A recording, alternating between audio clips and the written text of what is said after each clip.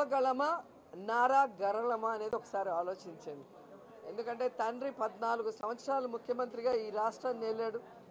కొడుకు దొంగదారిలో మినిస్టర్ అయి ఏం చేశాడు ఈ రాష్ట్రానికి అందరికీ తెలుసు. అందుకే నాన్న కొడుకుని ఇద్దరిని కట్టగట్టి హైదరాబాద్కి తరిమేశారు ఆంధ్ర ప్రజలు. ఇప్పుడు ఈయన కొత్తగా పాదయాత్ర చేసి ఏం చేయాలో ఒకసారి ఆలోచించండి. ఎందుకంటే 14 సంవత్సరాలు మీ నాన్నని ముఖ్యమంత్రిని చేస్తే ప్రజలకి కరోనా వచ్చి కష్టకాలంలో నువ్వు నీ నాన్న హైదరాబాద్లో దాక్కున్నారు. మీరు బతుకుంటే చాలు, ఎవడెక్కడ పోయినా పర్లేదు అనుకున్నారు. అలాంటి మీకు ఈరోజు మీరు వస్తే ఎందుకు ప్రజలు స్వాగతిస్తారు, మిమ్మల్ని ఎందుకు నమ్ముతారు అనేది ఒకసారి ఆలోచించాలి. అలాగే ఎన్టీఆర్ గారు వచ్చినప్పుడు ప్రజల కోసం ఎన్నో సంక్షేమ పథకాలు తీసుకొచ్చారు. వాటిని మీ నాన్న ముఖ్యమంత్రి అయ్యాక తూట్లు పొడిచాడు. కొత్తగా ఒక సంక్షేమ పథకం తీసుకురాలేదు. ఆ తర్వాత రాజశేఖర్ రెడ్డి గారు వచ్చారు. ఆ తర్వాత ఆయన అనేక చారిత్రాత్మకమైన నిర్ణయాలతో అనేక సంక్షేమ పథకాలతో ఈ రాష్ట్రాన్ని రాష్ట్ర ప్రజల్ని ఆశీర్వదించారు. ఆ తర్వాత రాష్ట్రం విభజన చెందింది కాబట్టి సీనియారిటీ ఉన్న చంద్రబాబు నాయుడు ఏదో అనుకొని గెలిపించారు. ఏమైంది? ఉన్న అన్ని సంక్షేమ పథకాలకి తూట్లు పొడిచి రాష్ట్రం విడిపోయింది, నష్టాల్లో ఉంది, కష్టాల్లో ఉంది. నేనేం చేయాలని బిలిబిత్తిరి ఏడుపులన్నీ ఏడ్చినాం.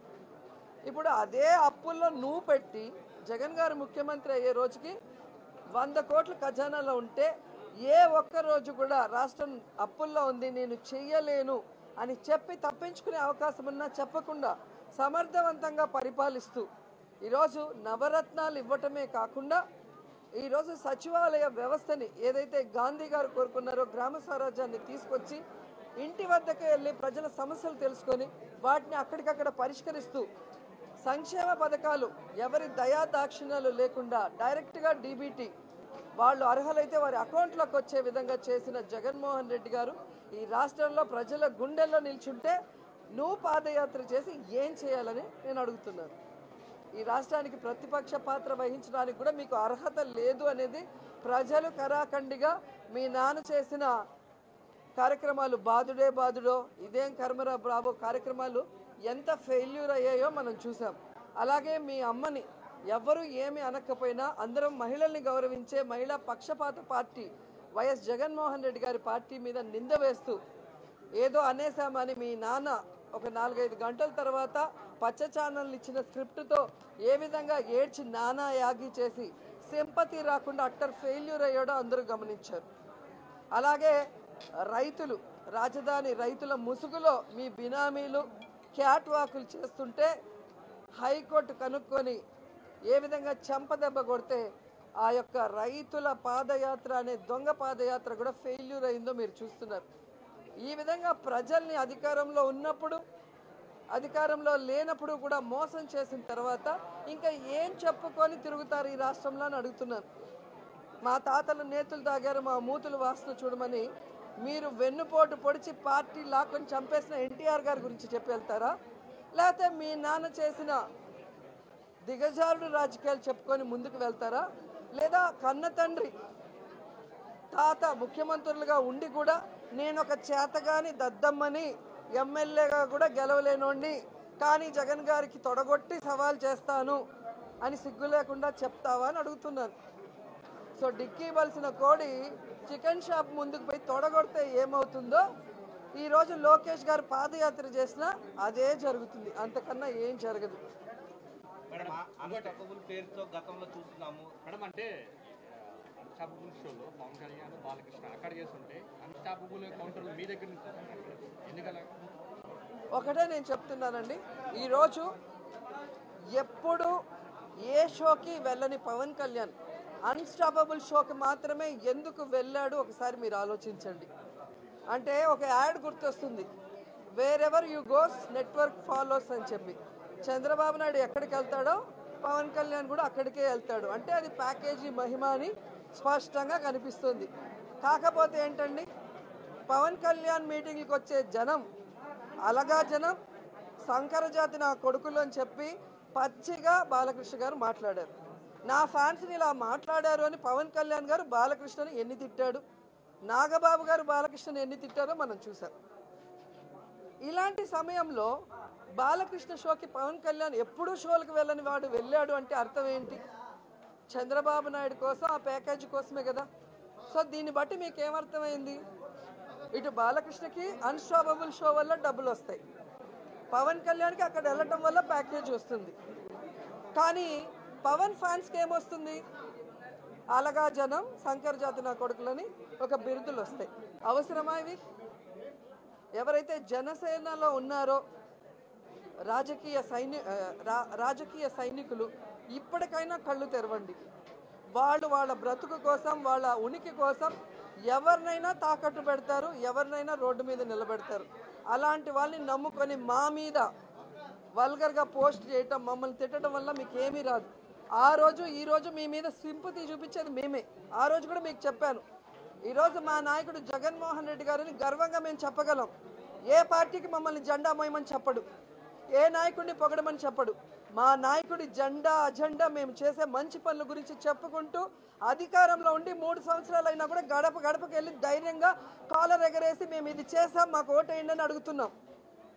అంతేగాని మీ నాయకుడిలాగా పార్టీ పెట్టి ఒకసారి బీజేపీ జెండా పట్టుకో, ఒకసారి తెలుగుదేశం జెండా పట్టుకొని వాడి దగ్గర పనిచేస్తూ మీరు మమ్మల్ని కొడాలి నానిని అనిలని తిడుతున్నారంటే మిమ్మల్ని చూసి మాకు జాలేస్తుంది, బాధేస్తుంది. ఏంట్రా మీ పరిస్థితి అని.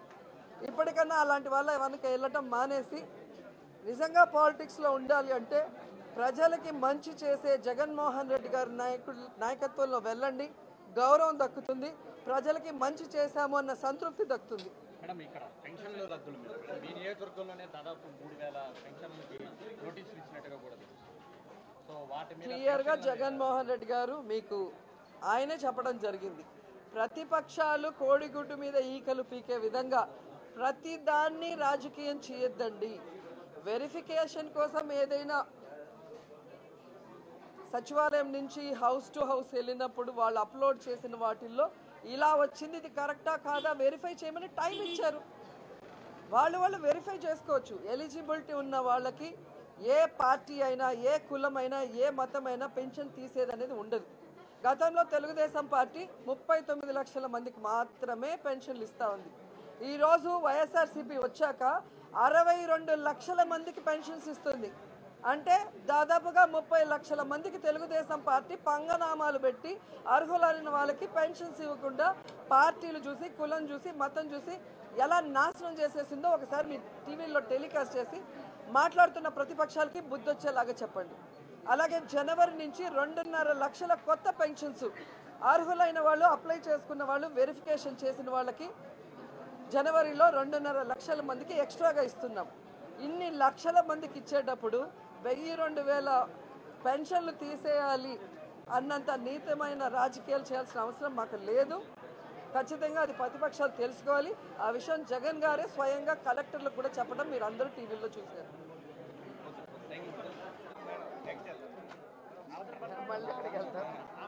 Okay, 13th national dance sport championship ఈరోజు తిరుపతిలో స్టార్ట్ అవడం చాలా సంతోషంగా ఉంది. ఎందుకంటే డాన్స్ సపరేట్గా చూసాం, అలాగే స్పోర్ట్స్ని సపరేట్గా చూసాం. ఒక స్పోర్ట్స్ మినిస్టర్గా, ఒక కల్చరల్ మినిస్టర్గా ఈ 6 నెలల కాలంలో మీరు చూసుంటారు ఎన్ని రకాల కల్చరల్ అంటే సాంస్కృతిక సంబరాలు, అలాగే క్రీడా సంబరాలు జరుపుకున్నాం. కానీ ఆ రెండు మిక్స్ చేస్తే ఎలా ఉంటుందో ఇప్పుడు మీరు చూశారు. నిజంగా అద్భుతంగా ఉంది. ఒకప్పుడు డాన్స్ అంటే చాలా సాంప్రదాయమైన క్లాసికల్ డాన్సులు మాత్రమే ఉండేవి. కానీ ఈరోజు డాన్సెస్ రూపాంతరం చెందాయి. ఇప్పుడున్న జనరేషన్కి తగ్గట్టుగా, ఇప్పుడున్న పిల్లల ఆలోచనలకు తగ్గట్టుగా అన్నిట్లో కూడా వేరియేషన్స్ వస్తున్నాయి. అలాంటి సమయంలో ఇలాంటి 13th national dance sport championship ఇక్కడ జరగటం చాలామంది పిల్లలకి ఒక వరమని కూడా చెప్పచ్చు. దీనికి ఓపికగా తీసుకొచ్చిన తల్లిదండ్రుల్ని కూడా అప్రిషియేట్ చేయాలని కూడా చెప్తున్నాను. ఎందుకంటే నేను ఎప్పుడూ చెప్తాను, చదువు చాలా ముఖ్యం, కానీ చదువుతో పాటు మన కల్చర్ అలాగే స్పోర్ట్స్ చాలా ముఖ్యం. ఒక మనిషికి హెల్త్ కానీ, ఆ తర్వాత కోటాలో మీకు జాబ్స్ వచ్చే విషయంలో కానీ, అలాగే ఈ కాంపిటీషన్స్కి వెళ్ళటం వల్ల గెలుపోవటములు అనేది సహజంగా ఒక్కొక్కసారి ఒక్కొక్కరికి వస్తుంది అన్న ఒక మెంటల్ మెచ్యూరిటీ, డిప్రెషన్స్కి పోకుండా ఈ కాలంలో చూసారు పిల్లలు సెన్సిటివ్గా ఉండి ఒక మార్క్ తగ్గిందనో ఎవరో ఐ లవ్ యూ చెప్పలేదనో తండ్రి తిట్టాడో అని సూసైడ్ చేసుకునే పిల్లలు. కాబట్టి ఖచ్చితంగా కాంపిటీషన్స్లో పాల్గొనడం అనేది చాలా ముఖ్యం. దానివల్ల సొసైటీని ఎలా ఫేస్ చేయాలి, గెలుపోటములను ఎలా రిసీవ్ చేసుకోవాలి అనేది తెలియటమే కాకుండా చాలా హెల్తీగా ఉండే అవకాశం కూడా ఉంటుంది. అలాగే మెడల్స్ వచ్చే అవకాశం ఉంది. మెడల్స్ వస్తే జాబ్స్ వస్తాయి, మీకు సొసైటీలో ఒక మంచి పేరు ఉంటుంది. సో నేను స్పోర్ట్స్ కల్చరల్ మినిస్టర్గా ఉన్నప్పుడు ఇలా డాన్స్ స్పోర్ట్ ఛాంపియన్షిప్ జరగడం అనేది నా అదృష్టంగా భావిస్తున్నాను. దాదాపుగా ఈ దేశ నలుమూల నుంచి 350 మంది పిల్లలు వచ్చారు కాంపిటీషన్కి. అలాగే 18 రాష్ట్రాల నుంచి డాన్స్ మాస్టర్సు, అలాగే కొరియోగ్రాఫర్సు, అలాగే సినిమా టీవీ రంగం నుంచి ప్రముఖులు వచ్చారు. అలాగే జడ్జి చేయడానికి మన భారతదేశం నుంచే కాకుండా విదేశాల నుంచి అమెరికా, బ్యాంకాక్, మలేషియా, థాయిలాండ్ నుంచి కూడా జడ్జెస్ వచ్చారు. వాళ్ళు కూడా మీకోసం డాన్స్ వేయటం మీరు చూశారు. సో నిజంగా కన్నుల పండుగ ఈరోజు తిరుపతి వాళ్ళందరికీ కూడా. ఒక స్పోర్ట్స్ అండ్ కల్చరల్ మినిస్టర్గా దీన్ని ఆహ్వానిస్తున్నాను. మరి ప్రభుత్వం తరఫున మా తరఫున కూడా ఇలాంటి వాటికి పిల్లల కోసం ఎప్పుడు సపోర్టివ్గా ఉంటామని కూడా ఈ సందర్భంగా తెలియజేసుకుంటున్నారు. హాయ్ ఫ్రెండ్స్, మా టుడే టుమారో యూట్యూబ్ ఛానల్ చూస్తున్నందుకు చాలా థ్యాంక్స్. మరిన్ని లేటెస్ట్ వీడియోస్ కోసం వెంటనే సబ్స్క్రైబ్ చేయండి. అలాగే ఈ బెల్ ని కూడా రింగ్ చేసేయండి. మా నోటిఫికేషన్స్ అన్ని మీ మొబైల్లో వస్తాయి. అలాగే మా వీడియోస్ మీకు నచ్చితే లైక్ చేయండి, షేర్ చేయండి, నచ్చకపోతే కామెంట్ చేయండి.